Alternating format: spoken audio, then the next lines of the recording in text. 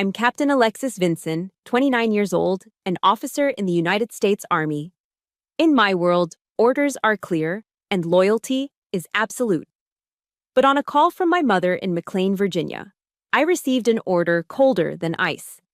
Her voice, accustomed to commanding charity galas, rang sharp and clipped. Alex, I've canceled the reservation at the Potomac Terrace for your engagement party. I was stunned. The digital invitations had already gone out. My team was arranging leave to fly in from all over the country. When I questioned her, she delivered a line that tore my heart out. It's just not appropriate, darling. We can't have an event like this embarrass the family. Embarrass? She didn't say it outright, but I heard it loud and clear. The man I loved, David, a self-made man, was the embarrassment. She thought she had won this battle with a single phone call. She had no idea that in my world, intelligence is key. And I was about to receive a piece of intel that would level their entire empire. If you've ever been looked down upon by your own loved ones and judged by superficial standards, let me know where you're watching from. Hit subscribe and get ready for a story of trampled honor and restored justice. The word embarrass hung in the air between Virginia and my small apartment, a toxic cloud that seeped through the phone and filled my lungs. I took a deep, steadying breath, the kind I'm trained to take before a mission briefing, forcing my mind into tactical mode. Logic. Use logic. Emotions were a liability in the field, and right now, this felt like a battlefield. Embarrassing, Mom? I countered, my voice tight but controlled. David is one of the most brilliant software engineers I've ever met. He built his entire company from nothing, with his own 2 hands. I was laying out facts, presenting evidence of merit. In my world, that's what mattered. Accomplishment? Honor. Grit. A soft, condescending sigh came through the receiver. It was the sound of feigned pity, a weapon my mother, Eleanor Vinson, had perfected over decades in the social trenches of Washington, D.C. Darling, she began, her tone dripping with a sweetness that felt more like acid. No one is denying the boy is hardworking. But you have to understand, your father's associates, the senators, the generals, they'll be expecting something more commensurate. This little thing you have with David, just think of it as one of my charity projects. Meaningful, of course, but not something you display in the main hall. A wave of nausea washed over me, hot and sickening. A charity project. She had just compared the love of my life, the most decent and genuine man I knew, to a cause for the less fortunate. A case to be managed. A problem to be solved with a tax-deductible donation and a condescending pat on the head. David wasn't a person to her. He was a social misstep, an unfortunate choice that needed to be handled with quiet discretion, like a stain on the family's Persian rug. I pushed back, my voice losing its soldierly calm and taking on a sharper edge of desperation. What about my friends, Mom? My squad? They've already booked flights from Germany, from South Korea. They're my family. The word family felt like a stone in my mouth. I was using it to describe the people who had my back under fire, but the woman on the other end of the line, the one who was supposed to be family by blood, didn't seem to understand the concept. Eleanor let out a dry little chuckle, a sound like dead leaves skittering across pavement. Oh, your little military friends. How quaint. They're adorable, Alex, truly. But you know as well as I do that they don't really belong in our world, do they? They'd be much more comfortable somewhere. Rustic. A beer hall, perhaps. And there it was. The second blow, delivered with surgical precision. The contempt in her voice wasn't just for David anymore. It was for my entire life. For the uniform I wore with pride, for the brothers and sisters in arms who had shared rations with me, who had pulled me through the mud, who had celebrated my victories and mourned my losses. To her, they were just props. Outsiders who wouldn't know which fork to use at a DC fundraiser. Unworthy of the Vinson name. Unworthy of breathing the rarefied air of the Potomac Terrace. My throat closed up. There was nothing left to say, no logical argument that could penetrate a fortress of such deeply entrenched prejudice. She wasn't listening. She was dictating. Listen to me, Alexis. Her voice suddenly shifted, losing all its feigned warmth and becoming the hard, unyielding voice of a CEO closing a hostile takeover. It was the voice of Arthur Vinson's wife. Your father and I have made a decision. We will inform everyone that there's been a change of plans due to personal reasons. Period. You are a Vinson. Start acting like one. The line went dead. Click. No. I love you. No negotiation. No room for discussion. Just a cold, hard command. An order issued from a distant headquarters I no longer recognized. I stared at the black screen of my phone, the silence roaring in my ears. A profound and terrifying sense of alienation settled over me. These people, the ones whose blood ran in my veins, felt more foreign to me than any enemy I had ever studied on a map. I didn't move for what felt like an eternity. The afternoon sun slanted through the window, tracing a slow path across the floorboards, but I remained frozen in my chair. I was a strategist, a planner. I assessed threats and developed countermeasures. But how do you counter an attack that comes from inside your own command? How do you fight an enemy who knows all your weaknesses because they were the ones who created them? Hours passed. The sky outside my window bruised from blue to purple to black. I finally forced my fingers to move, typing out a short, brutal message to my friends. Hey everyone, something's come up. Have to cancel the party. I'm so sorry. I'll explain later. Each word was a betrayal to their effort, their excitement. The sound of a key in the lock startled me. David. My heart hammered against my ribs. He walked in, holding a large greasy pizza box in one hand, a wide, beautiful smile on his face. He was the picture of a perfect Friday night. Hey, you, he started, his smile radiating a warmth that felt a world away. I got the pepperoni with extra cheese, just how you... His voice trailed off as he saw my face. The smile vanished, replaced instantly by a look of deep concern.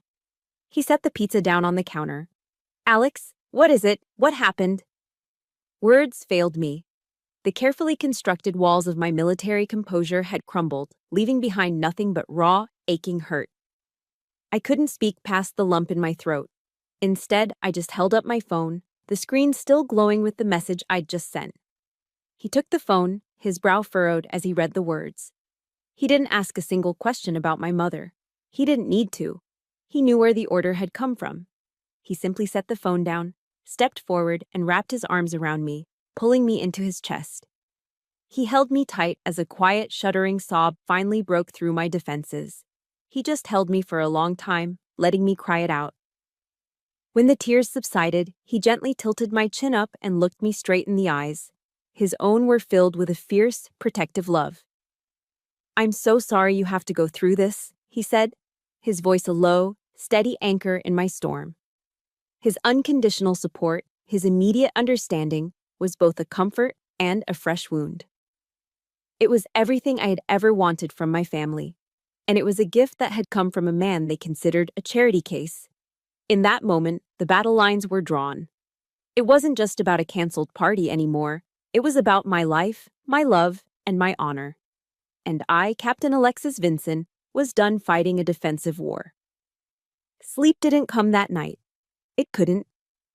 Tucked safely in David's arms, with the faint, comforting scent of pepperoni and cardboard still lingering in our apartment, I should have felt at peace. But his simple, unconditional kindness had done something my mother's cruelty couldn't. It had unlocked a door deep inside me. Behind that door was a museum, curated over 2 decades, filled with exhibits of every time I'd been set aside, overlooked, or deemed secondary. And as I lay there, staring into the darkness, the ghosts of every past injustice came out to haunt me. My mind drifted back, pulling me through time until I landed with a jolt in my 16-year-old body.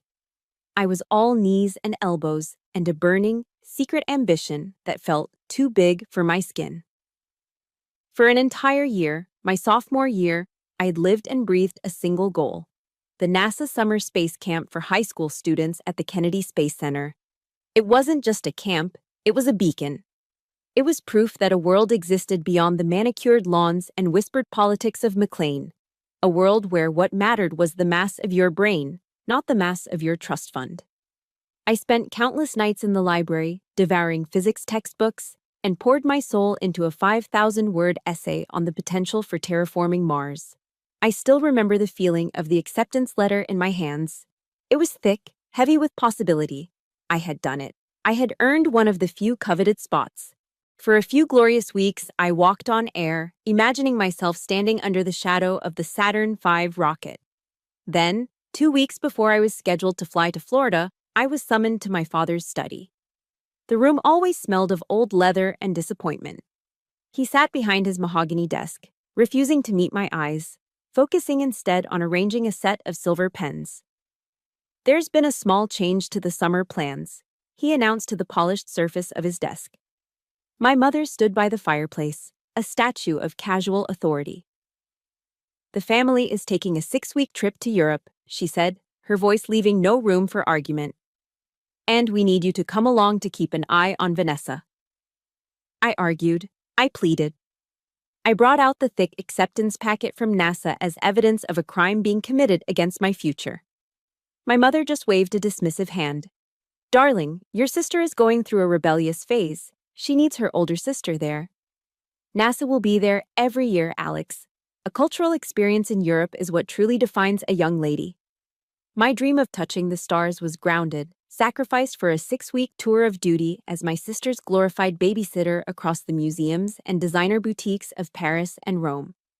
I watched Vanessa pose for photos in front of the Colosseum, and all I could see was the launch pad I was supposed to be standing on. The memory dissolved, replaced by another, a year or so later. The stifling heat of a ballroom, the scratchy tulle of a ridiculously expensive white gown. It was my debutante ball, that archaic, mandatory ritual for the daughters of the Vincent dynasty. I felt like a soldier forced to wear the enemy's uniform, awkward, exposed, and deeply uncomfortable. I tried my best, executing the choreographed curtsies and forced small talk with the sons of my father's business partners. But all eyes were on Vanessa. Even though she was years away from her own debut, my mother had insisted she attend. And Vanessa, a natural in that world of effortless charm, captivated everyone. She glided through the room, a swirl of silk and easy laughter, collecting admirers like charms on a bracelet. Later that evening, trying to blend into the wallpaper near a potted fern, I overheard my father speaking with a congressman. He gestured vaguely in my direction. "My older one is a warrior," he said with a note of detached pride. "But Vanessa—" He paused, his voice softening with genuine adoration. "She's the queen." A warrior, a soldier. Something useful. Something to be deployed for a strategic purpose, but never the crown jewel. Never the one to be treasured. I was the sturdy, reliable fortress wall, and she was the princess who lived safely inside it. That night, I understood my role. I was an asset, not a daughter. The final exhibit in the Museum of My Memory was the battle for college. My heart was set on one place, the United States Military Academy at West Point. It was the ultimate meritocracy. They didn't care if your last name was Vincent or Smith.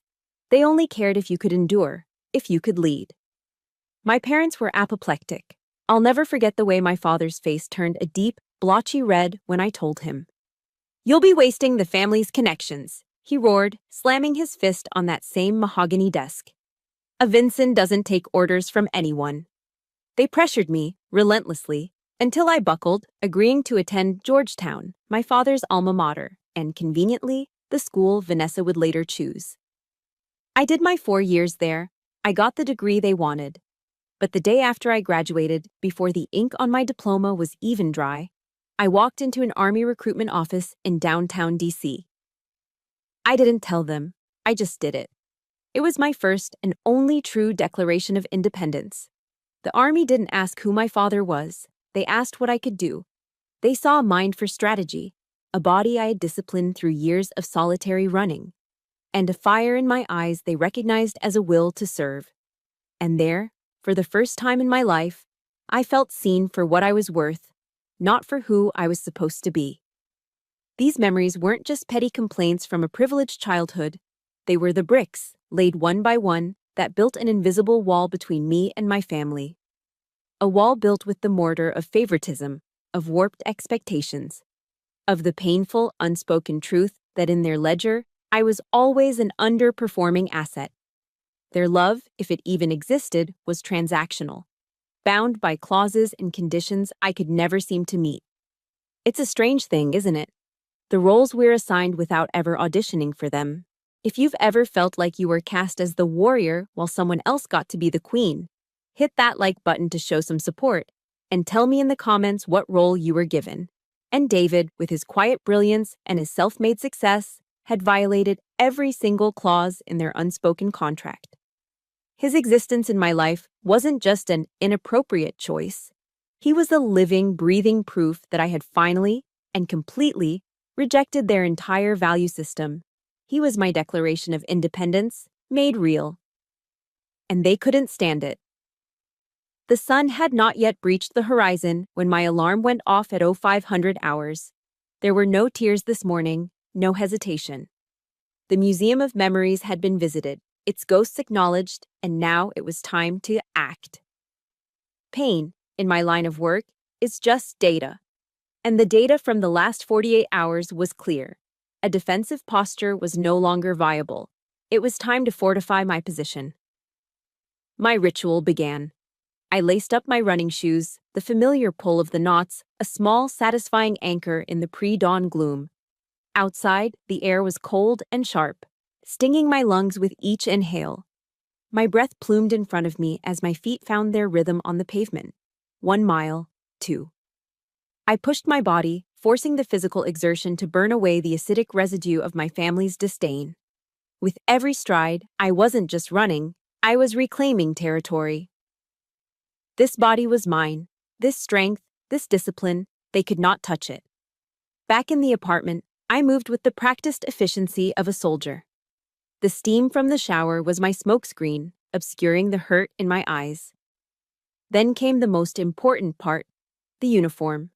My army combat uniform, neatly pressed and hanging at attention. I laid it out on the bed.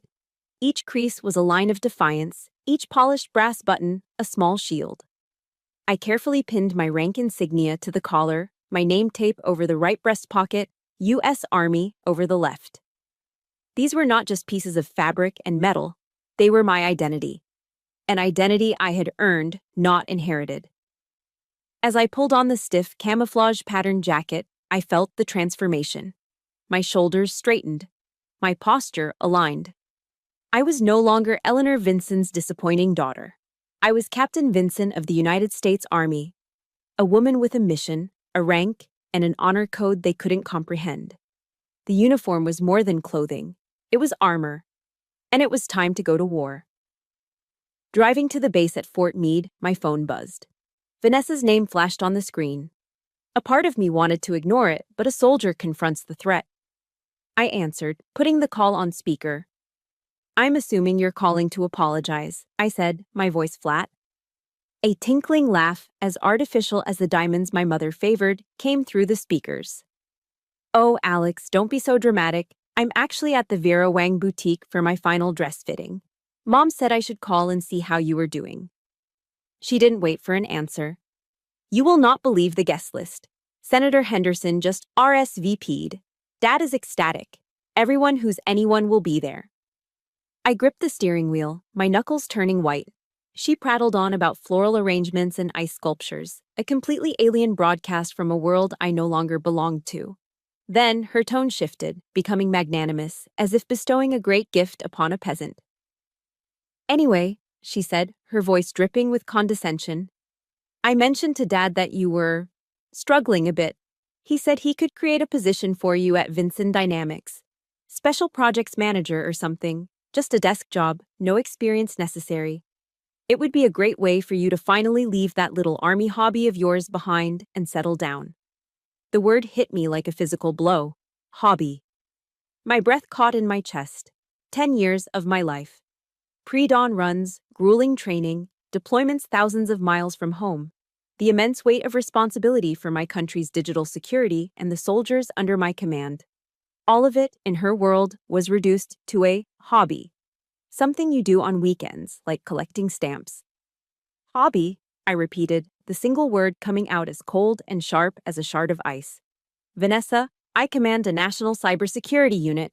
We protect critical infrastructure from foreign adversaries. This isn't a hobby. Well, whatever you call it, she said dismissively. The offer's there if you come to your senses. Gotta go, the tailor is waiting. The line went dead. Her casual, thoughtless cruelty was somehow more devastating than my mother's calculated malice. It was so genuine. In her world, my life's work was truly incomprehensible, a bizarre, embarrassing pastime. I pulled into my designated parking spot, turned off the engine, and just sat there. The silence of the car amplified the ringing in my ears. The armor felt heavy. For the first time, I felt a crack forming in its shell. I walked into my office, the familiar hum of servers a welcome distraction. But I couldn't shake the feeling of profound exhaustion.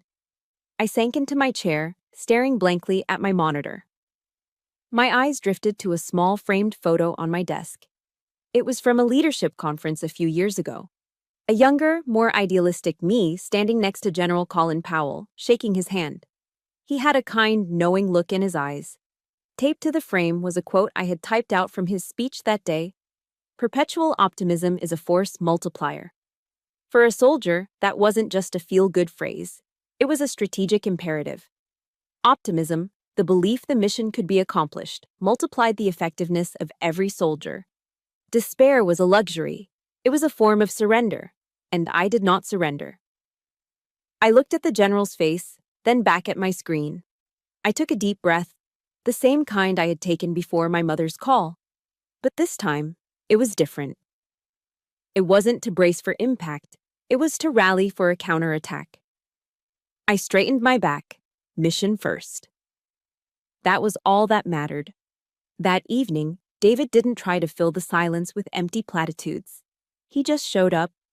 He walked through the door with a brown paper bag that smelled like heaven, carrying 2 steaming containers of beef chili and a warm loaf of cornbread from a local joint we loved.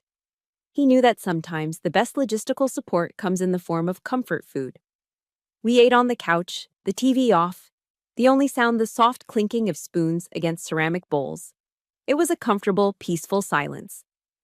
Finally, David set his empty bowl down and turned to me. His voice was low and steady. "You're stronger than all of them combined, you know that?" he said.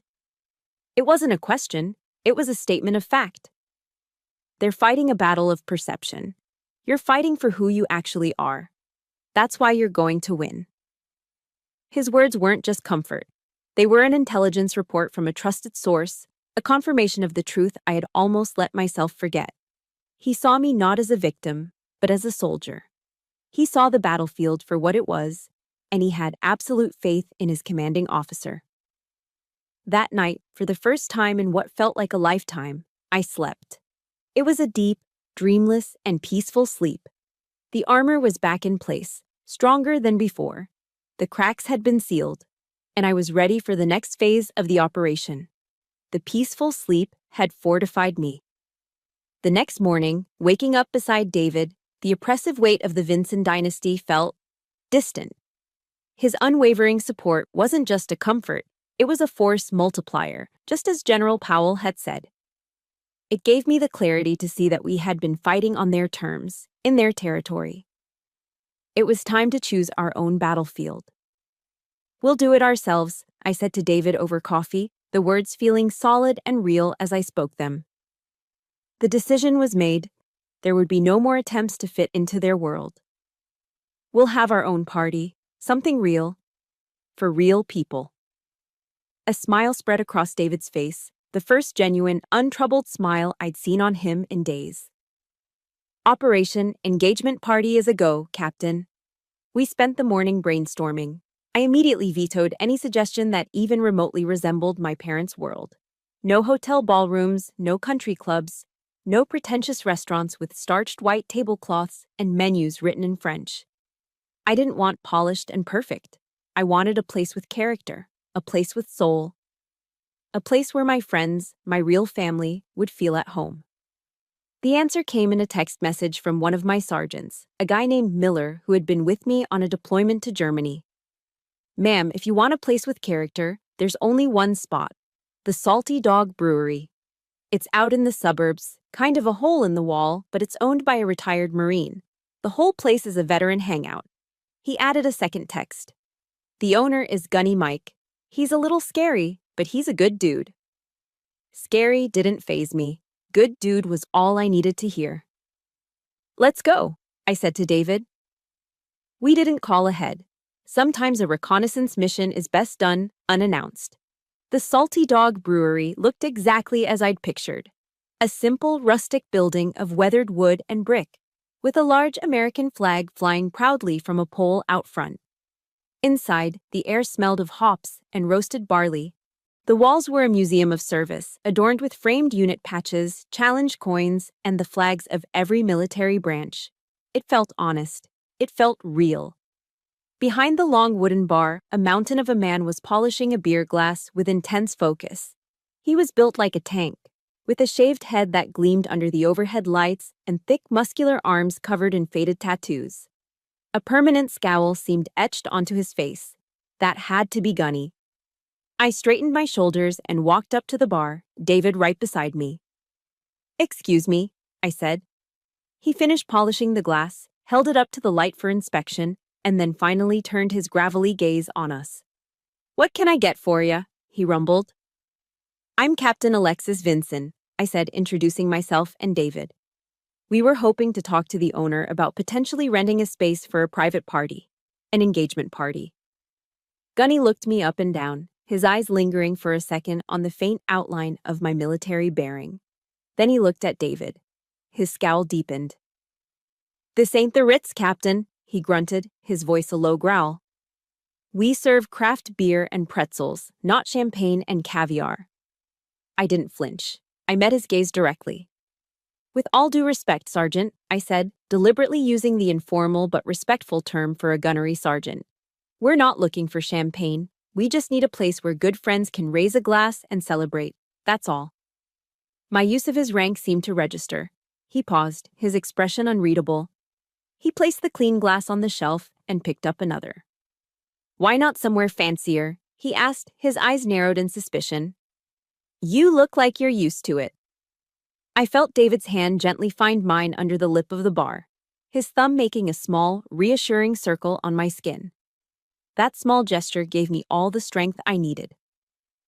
I took a breath, and for some reason, I told this complete stranger the whole story. I didn't tell it with self-pity or anger. I told it like a soldier giving an after-action report, factual, direct, and without embellishment. I told him about the Potomac Terrace, about my mother's phone call, about the word shame. I told him how my friends, my soldiers, my brothers and sisters in arms had been dismissed as not belonging. Gunny listened. He didn't interrupt. He just stood there, wiping the same glass over and over, his intimidating presence slowly transforming into one of quiet, intense concentration. When I finished, the silence in the brewery was thick. He deliberately set the glass and the polishing cloth down on the bar. He looked straight into my eyes, and the scowl was gone. It was replaced by something else, something I recognized instantly. The fierce, protective look of a senior NCO looking out for a fellow service member. "Daughter," he said, and the word was so unexpectedly warm it almost made me buckle. In the Marine Corps, we have a saying, Semper Fidelis, always faithful. We don't leave our own behind. He leaned forward slightly, his voice dropping to a low, conspiratorial rumble. "Those people? They're not your family. They're just blood relatives." He straightened up, his decision made. "Next Saturday night," he declared, his voice booming through the quiet space, "this whole place is yours. No charge. You bring your squad here." David and I were stunned into silence. I started to protest, to say we couldn't possibly accept, but Gunny waved a massive hand, cutting me off. "This is not a handout, Captain," he said, his tone firm but kind. "This is respect, soldier to soldier." He then turned his head and bellowed, "Maria, get out here." A small smiling woman with kind eyes and a flour-dusted apron emerged from a back room. She looked from Gunny's beaming face to our shocked ones. "What is it, Mike?" "We're hosting an engagement party," he announced as if he'd just won a major victory. He gestured toward us. For the captain and her young man here. Maria's face broke into a wide, beautiful smile. She came around the bar, wiping her hands on her apron, and pulled me into a tight, motherly hug that smelled of yeast and cinnamon. "Don't you worry, sweetie," she whispered into my ear. "We'll give you a party they'll regret missing." Walking out of the Salty Dog Brewery a few minutes later, hand in hand with David, I felt a single, warm tear escape my eye and trace a path down my cheek. It wasn't a tear of sadness or self-pity. It was a tear of overwhelming, heart-cracking gratitude. In the space of an hour, I had been disowned by the family I was born into, only to be adopted by one I never knew I had.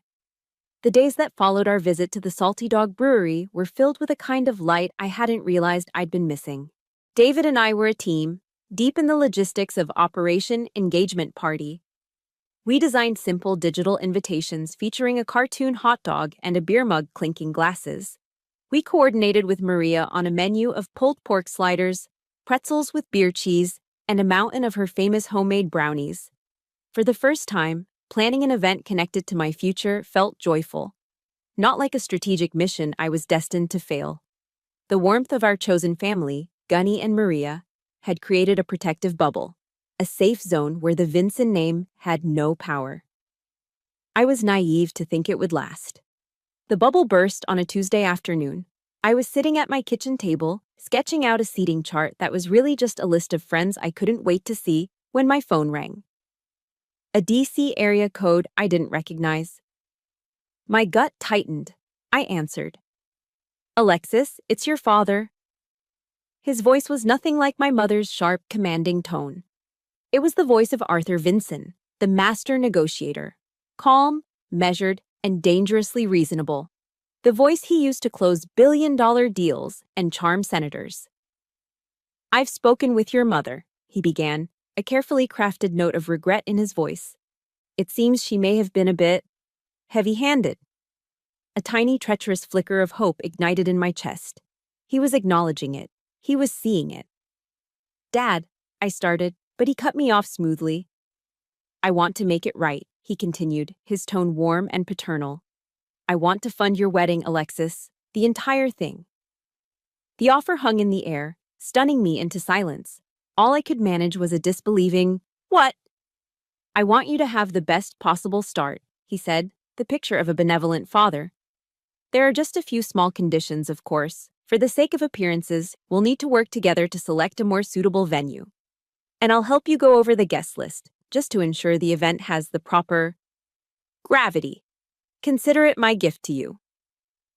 The hope in my chest flared brighter. For a split second, I almost gave in.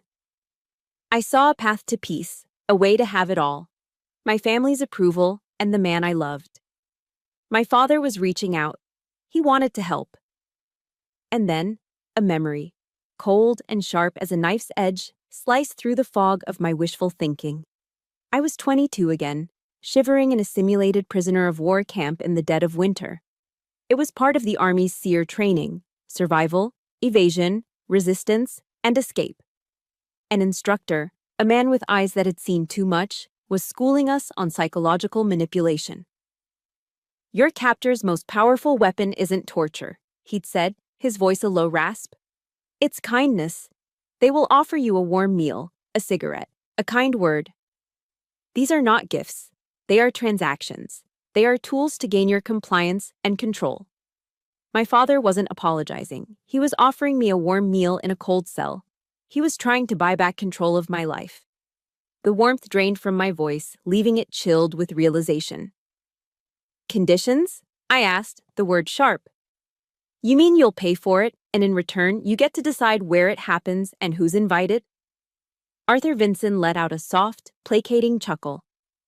"Don't look at it so cynically, Alexis. It's a partnership. We're protecting the Vincent brand." The Vincent brand. That's all I was. An asset. A line item on a balance sheet that needed to be managed. He hadn't said our family. He'd said the brand. That same evening, a delivery courier arrived at my apartment with a massive wicker basket. It was ostentatious, overflowing with crinkly cellophane and tied with a ridiculously large satin bow. Inside was a bottle of vintage Dom Perignon and a box of imported Belgian chocolates. The card, written in my mother's perfect looping cursive, read, "For new beginnings, love, Mom and Dad." Tucked beneath the champagne was a handwritten letter on Vanessa's personal stationery. "Alex," it began, "I'm so happy Mom and Dad have decided to make things right. Dad told me he's going to help you plan a wedding that's up to standard. I know you can be stubborn sometimes, but please, just listen to them this time. They really do just want what's best for you. Don't ruin things again." The last 3 words felt like a physical slap. Don't ruin things again. As if I were the saboteur. As if my refusal to conform, my insistence on loving a man they deemed unworthy, was an act of deliberate destruction. The entire narrative of my life, in their eyes, was a series of my failures to meet their expectations. The champagne suddenly seemed sickening. The chocolates tasted like ash in my mouth. That night, David found me in our small backyard, staring into the flames of our little portable fire pit. I told him everything: the call, the brand, the letter. He listened without interrupting, his face illuminated by the dancing firelight. When I finished, he picked up a long charred stick from the ground beside him. He reached out and drew a clear, deep line in the dirt between us and the fire pit. "This is the line," he said, his voice quiet but firm. "Over there is them. Their deals, their conditions, their poison gifts. And over here," he tapped the ground on our side, "is us. Truth, respect." He looked at me, his eyes searching mine. "Where are you standing, Alex?" I looked at the line in the dirt, a simple, primitive boundary. It was the clearest choice I'd ever been given. I looked from the line to his face, a face full of love and unwavering belief in me. "I'm standing right here," I said, my voice resolute. "With you." I pulled out my phone, my fingers steady. I found my father's number in my contacts list. I composed a short, clear message. There was no anger in it. There was no emotion at all. It was a tactical communication. "Thank you for the offer. David and I have our own plans. See you at Vanessa's birthday party." I hit send. There was no turning back now. I had just officially accepted their declaration of war. The text message was a declaration of war, and the first rule of engagement is to choose your battlefield. This time, I wasn't going to let them choose it for me. I was going to walk willingly onto theirs. "Are you sure about this?" David asked me the night of Vanessa's birthday party. He stood in the doorway of our bedroom, watching me fasten a simple silver necklace. I wasn't wearing my armor tonight. Instead, I had chosen a dark, form-fitting dress. It was elegant, understated, and completely at odds with the turmoil inside me. "It's a tactical decision," I said, meeting his worried eyes in the mirror. "We don't hide. We don't run. We show them we're not afraid." He nodded, a slow, determined expression settling on his face. "Okay, Captain, let's go." Walking into the Potomac Terrace for the second time was like returning to the scene of a crime. The memory of my mother's cold dismissal still hung in the air, a ghost only I could see. The space was even more opulent than I remembered, dripping with chandeliers and overflowing with elaborate floral arrangements. It was a perfect stage for the Vincent family's favorite performance, the display of power. My mother, Eleanor, spotted us instantly. She glided across the marble floor, a vision in shimmering silk, her smile as bright and hard as a diamond. "Alexis, darling, I'm so glad you came to your senses," she chirped, pulling me into a stiff, air-kiss embrace that smelled of expensive perfume. Then her eyes flicked to David. The smile tightened, losing all its warmth. "And, David," she said, her eyes sweeping over his perfectly tailored suit. "You look very neat." It was the ultimate dismissal, a verbal pat on the head for a child who had managed to dress himself properly. Throughout the evening, the tactic was repeated with brutal efficiency. My father's business partners and their wives would greet me warmly, their eyes sliding right past David as if he were a piece of furniture. They'd ask me about my interesting career, their questions laced with a condescending curiosity. "When are you going to come back to the real world, dear?" one of them asked, patting my arm. I felt David's hand on the small of my back, a constant, grounding pressure. He never wavered, never showed a flicker of anger or insecurity. He just stood by my side, a silent, unmovable testament to a world they would never understand. The main event, of course, was the speech. My father, Arthur Vinson, stepped up to a small, softly lit stage, a champagne flute in his hand. The room fell into a respectful hush. He was in his element, a king addressing his court. He began by lavishing praise on Vanessa, who stood beside him, glowing under the adoration. He announced her promotion to vice president at Vinson Dynamics. Vanessa understands that legacy isn't something you're given, he proclaimed, his gaze sweeping the room before briefly, pointedly, landing on me. It's something you build upon the right foundations. The message was clear. She was the builder. I was the demolition crew. Then he raised his glass in my direction. And I also want to give a special toast to my eldest daughter, Captain Alexis Vinson, he said. A polite smattering of applause rippled through the room. She has chosen a very admirable public service career. He paused, letting the words hang in the air, ensuring he had everyone's complete attention. His lips curved into a patronizing smile.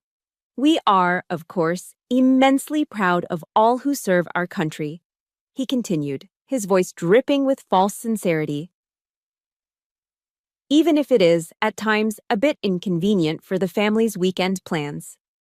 The room erupted in laughter, not just small chuckles, but loud, hearty guffaws from men in tuxedos and women in jewels. It was a good line.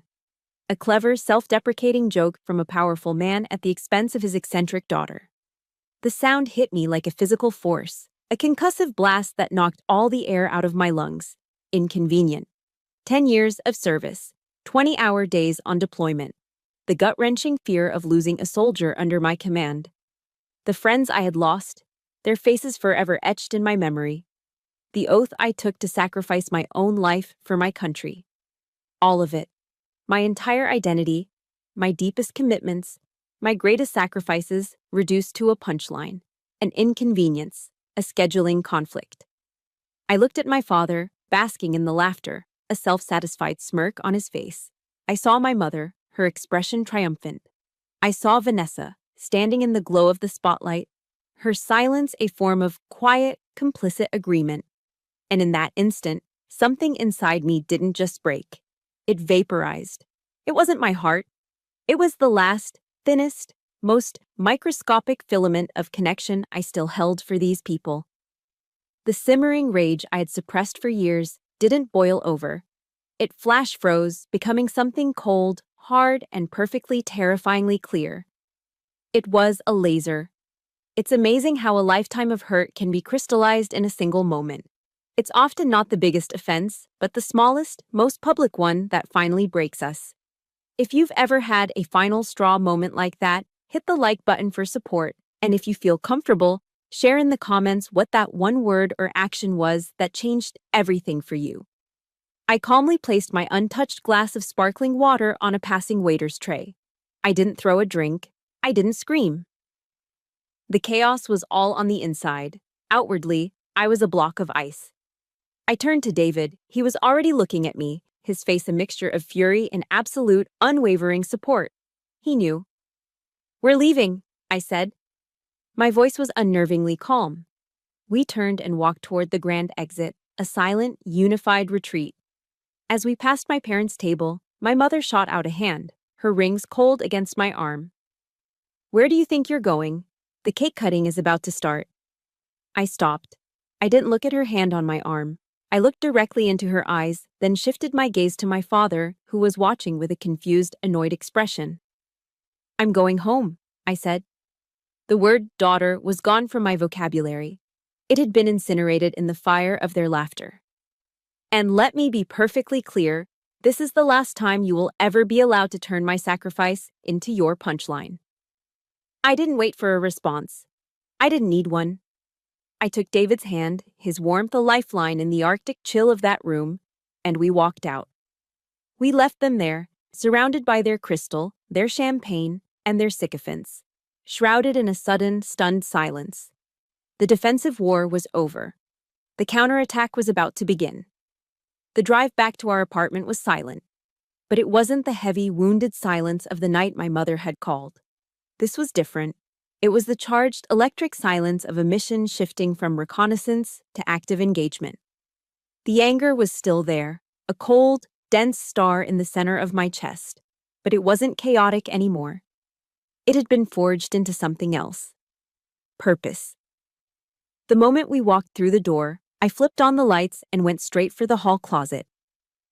David watched, his expression a mixture of concern and intense curiosity, as I pulled out a large rolling whiteboard I used for brainstorming complex network diagrams. I wheeled it into the center of our living room, the squeak of the casters the only sound in the room. "All right," I said, uncapping a black dry erase marker. The snap of the cap echoed like a chambered round. "Situation report." I turned to David, my voice crisp. All traces of the wounded daughter gone, replaced by the captain. I drew a line down the middle of the board. On one side, I wrote Hostile Forces, Vincent, A and E. Objective, Control and Maintenance of Public Image, I stated, writing it below their names. Primary weakness, arrogance, gross underestimation of our capabilities. David leaned against the doorframe, a slow, admiring smile spreading across his face. "And our objective, Captain." I turned and met his gaze, a cold smile of my own touching my lips. "Our objective is to demonstrate the consequences of acting on faulty intelligence." That was when his expression shifted.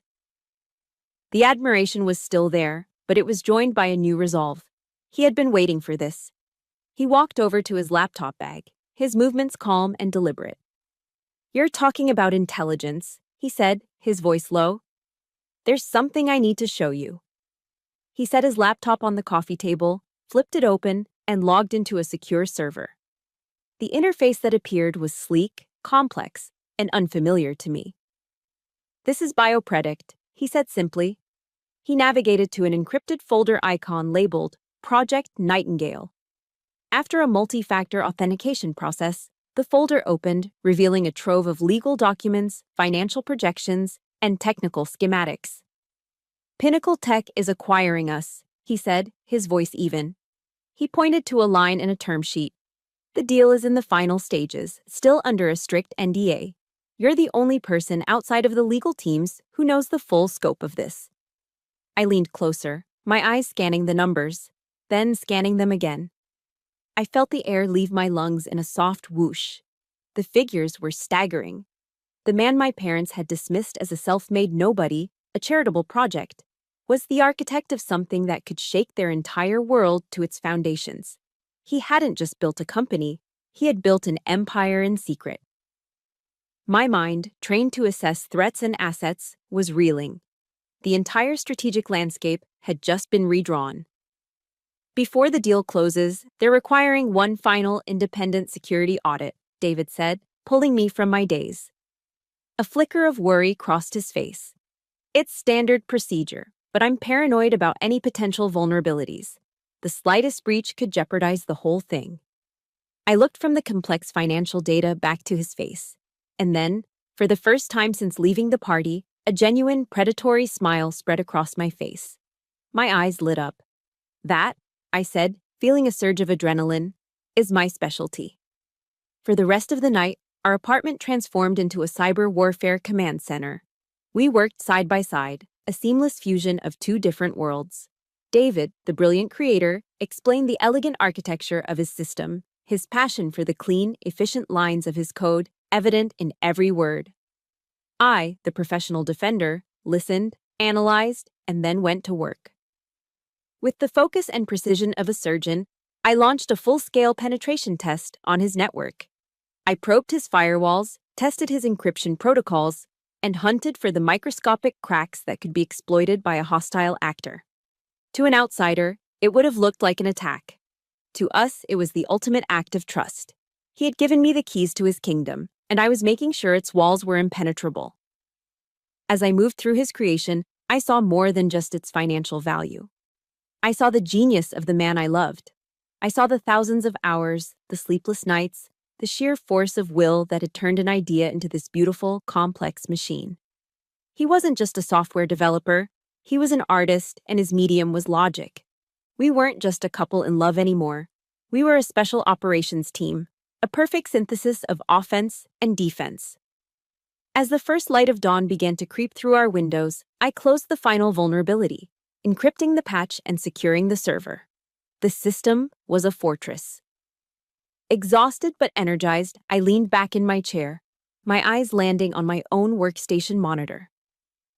Taped to the bezel was a small printed quote from Admiral Grace Hopper, a pioneer, a legend in both the Navy and the world of computer science.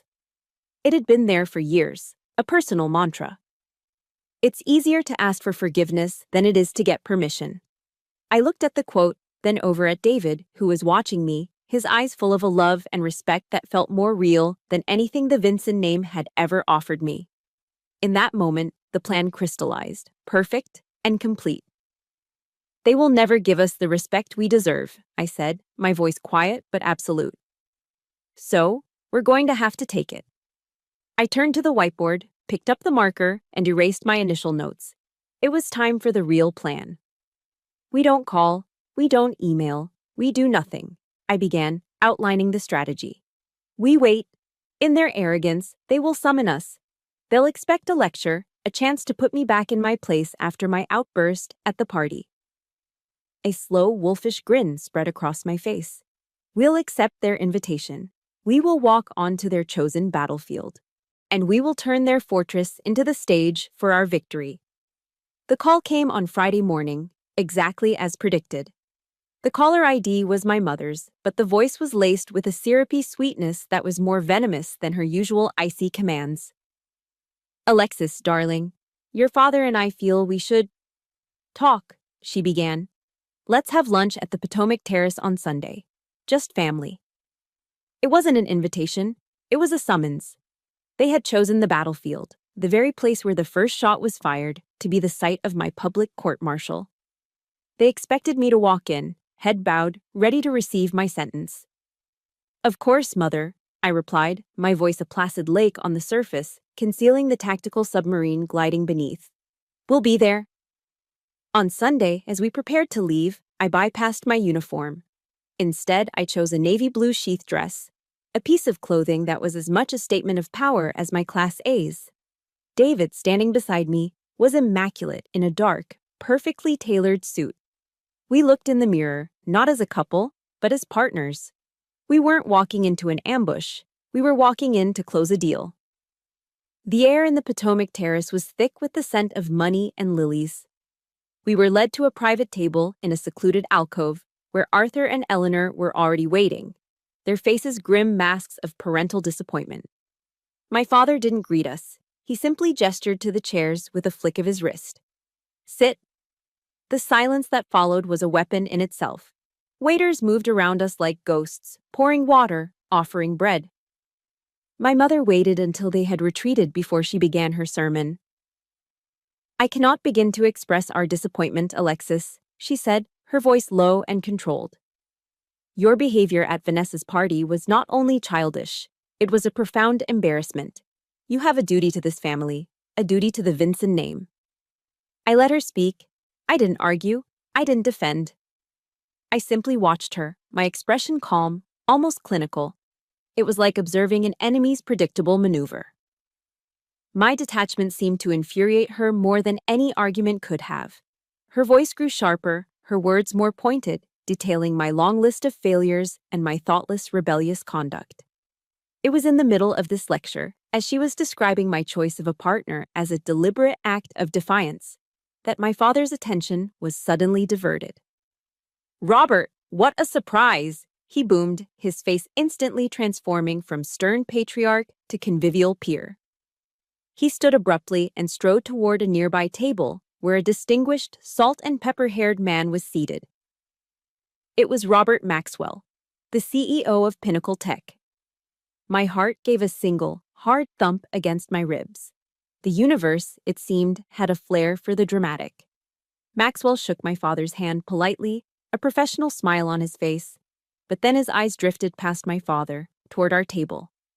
His gaze locked onto David.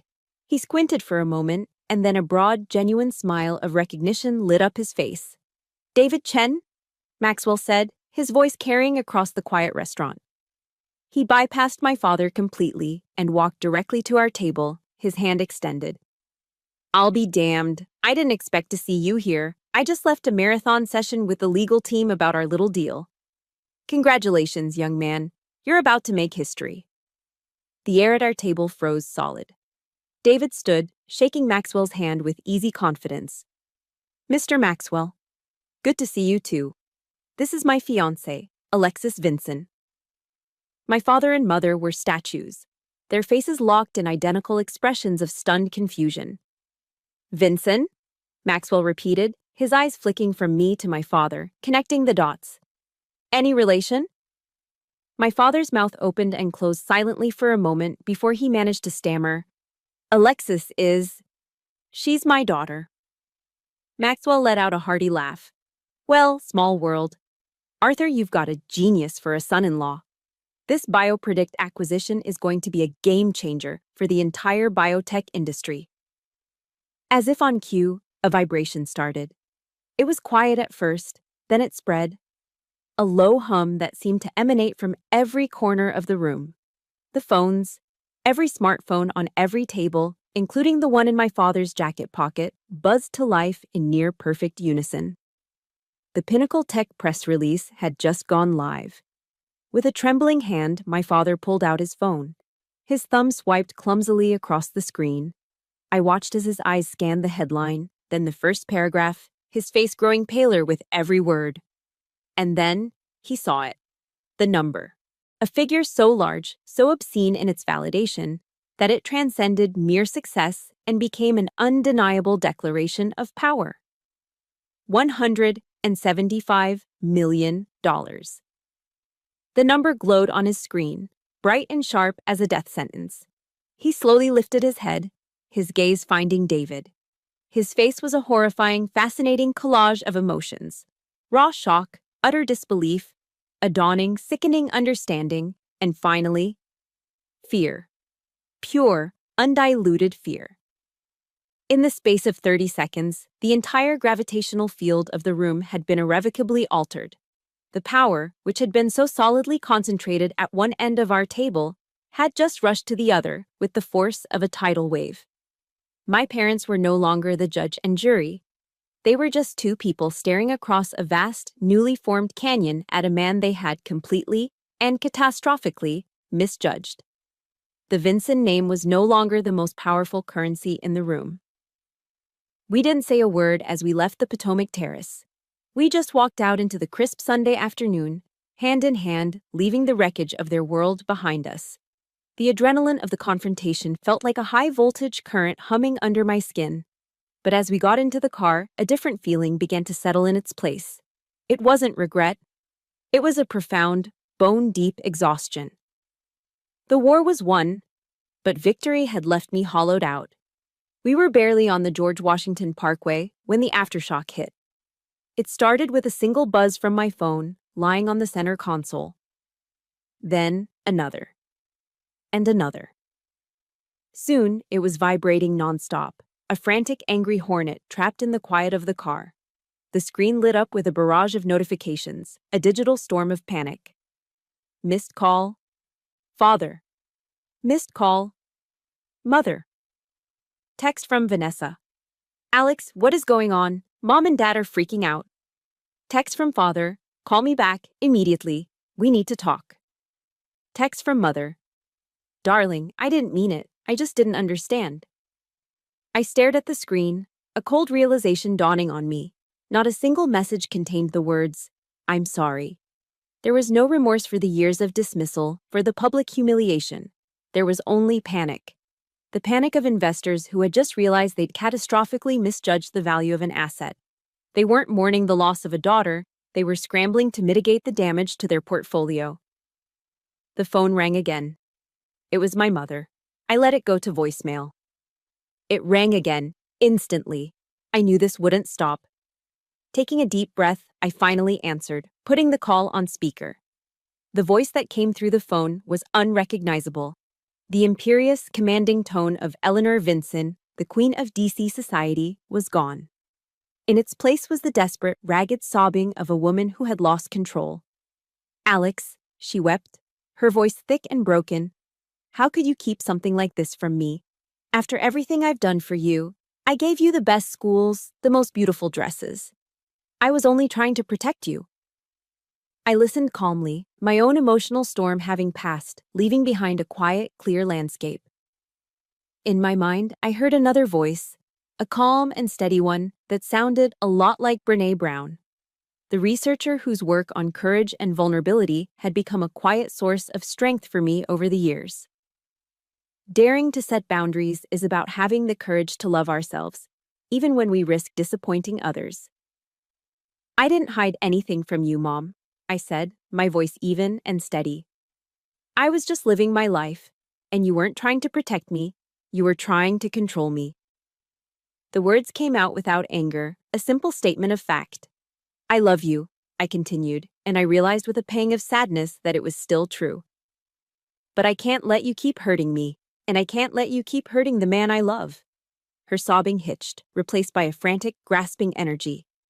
We can fix this. We'll do it over, she said, her words tumbling over each other. I'll call the Potomac Terrace back right now. We'll throw you an engagement party, the biggest party Washington has ever seen. We'll have fireworks over the river. A sad smile touched my lips. She still didn't get it. She never would. She thought the wound could be healed with a bigger, more expensive bandage. It's too late, Mom, I said softly. You don't understand. It was never about the party. It was about respect. And respect is the one thing you can't buy with a bigger party. I took a deep breath, the finality of my next words settling in my chest. I need space. Please, don't call me again. When I'm ready, I'll reach out. But Alex, wait. I ended the call before she could finish, before she could launch another volley of guilt or desperation. The silence that filled the car was immediate and profound. It felt like peace. When we got home, I walked to the couch and sat down, my phone still in my hand. David sat next to me, giving me the space I needed. I opened my contacts, found my father's name, and silenced his notifications. Then I did the same for my mother and for Vanessa. It wasn't an act of anger. It wasn't a dramatic slamming of the door. It was a quiet, deliberate act of self-preservation. It was the digital equivalent of building a firewall to protect my own peace. I set the phone down on the coffee table, screen side down. I looked over at David, who had been a silent witness to it all, his expression full of a deep, unwavering empathy. A tremor of doubt, the last ghost of the old me, flickered inside. Did I do the right thing? I asked, my voice barely a whisper. He didn't answer right away. He just reached out, his hand covering mine, his touch warm and solid. You did the bravest thing, he said, his voice full of a conviction that settled my soul. You chose yourself. In that moment, an immense wave of relief washed over me, so powerful it almost brought me to tears. The battle was over. The war was done. The constant grinding effort to be seen, to be valued, to be enough in their eyes, it was all finished. I hadn't changed them. I never could have. But I had finally, blessedly, freed myself. The following Saturday, the air at the Salty Dog Brewery didn't smell of power or obligation. It smelled of hops, barbecue, and genuine happiness. Gunny and Maria had transformed the rustic space. Strings of warm, golden bistro lights were draped from the rafters, and mason jars filled with wildflowers sat on every table. It wasn't the Potomac Terrace. It was better. It was real. My squad, my true family, had flown in from all over the world. There were no senators or CEOs in attendance, no transactional handshakes or calculating smiles. Just soldiers, friends, and the quiet, easy camaraderie of people who had your back. No questions asked. They showed up in jeans and comfortable shirts, their laughter echoing off the brick walls as they sampled Gunny's latest IPA and devoured massive pulled pork sandwiches. Gunny, wearing a grease-stained apron over a Marine Corps t-shirt, moved through the crowd with a pitcher of beer in his hand, refilling glasses and acting every bit the proud, hospitable patriarch. Maria bustled out of the kitchen with trays of homemade chocolate chip cookies, her smile making the whole room brighter. This was the party I'd always wanted without ever knowing it. Authentic, warm, and overflowing with unconditional love. At one point, Gunny clinked a spoon against his glass, calling the room to a cheerful silence. He wasn't a man for long speeches. He stood there, a mountain of a man with a heart of gold, and looked right at me. "They say you can't choose your family," he said, his gravelly voice filled with a surprising gentleness. "I say that's bull. Family isn't about the blood you're born with. It's about the people who fight alongside you in the trenches. It's an action. It's a choice you make every day." He raised his glass.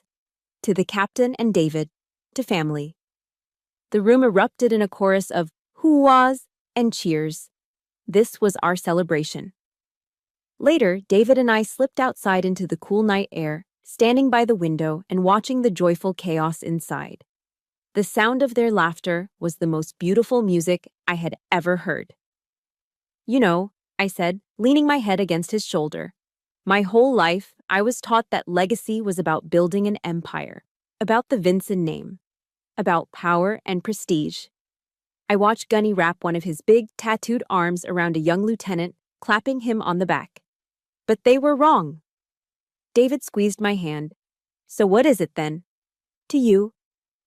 I smiled, a real peaceful smile that reached all the way to my soul.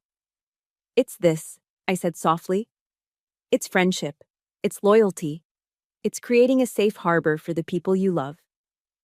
I paused, the seed of an idea that had been quietly growing in my mind finally blossoming. It's about turning your own wounds into someone else's armor. I then told him about my idea, a way to build a different kind of legacy. We called it the Pathfinder Grant. Using a portion of the initial proceeds from the BioPredict deal, we established a foundation. Its sole purpose was to fund scholarships for exceptional high school students from military families, enabling them to attend elite STEM summer camps across the country. Camps just like the NASA program that had been stolen from me all those years ago. I want to make sure that no kid ever has to give up a dream because of family plans. I explained to David, the words feeling more right than anything I had ever said. I want to give them the launch pad that I never had. He looked at me, his eyes shining with a love so profound it took my breath away. "That," he said, his voice thick with emotion, "is the greatest legacy I could ever imagine." The story ends a few months later. Not with a lavish wedding at a grand cathedral, but on a quiet autumn afternoon in a simple, historic chapel nestled in the Virginia countryside. My squad filled the front pews. There was no father in a tuxedo to give me away. Instead, Gunny, in his finest suit, proudly walked me down the aisle and placed my hand in David's. After the ceremony, we went back to our unassuming house, the one we had built our life in. As we stood in the kitchen, still in our wedding clothes, I opened my laptop to check one last thing. An email was waiting in my inbox.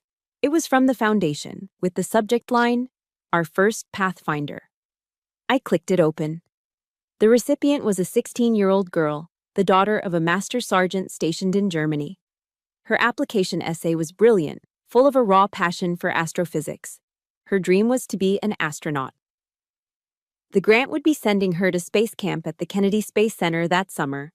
A single tear, one of pure, unadulterated joy, traced a path down my cheek. I smiled, took David's hand, and we walked out onto our small back porch. The sun was setting, painting the sky in shades of orange and purple. I was no longer fighting the shadows of my family name. I wasn't looking back at the battles I'd won or the wounds I'd sustained. I was too busy building a future, creating a dawn of my own making, one star at a time. Thank you for following my story. My journey from that cold living room to where I am now has been about one thing: learning that you have the power to build your own dawn. Family is a verb, and legacy is a choice you make, not something you inherit. The support and stories you've shared here have been my own version of the Salty Dog Brewery, a community of strength.